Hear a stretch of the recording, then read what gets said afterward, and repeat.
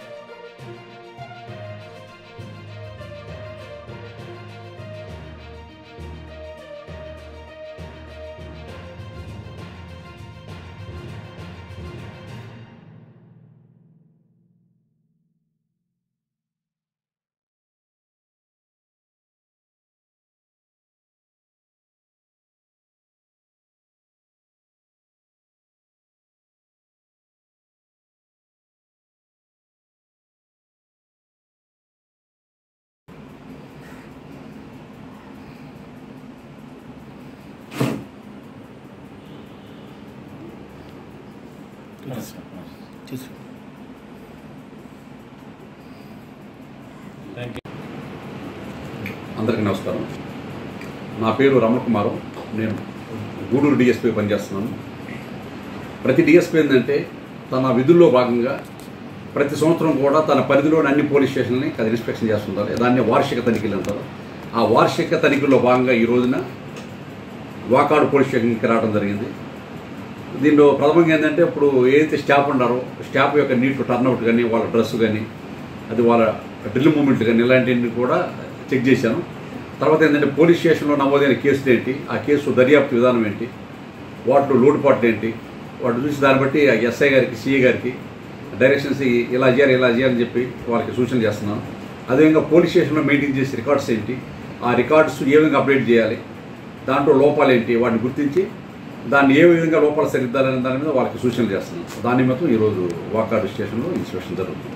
Thank you.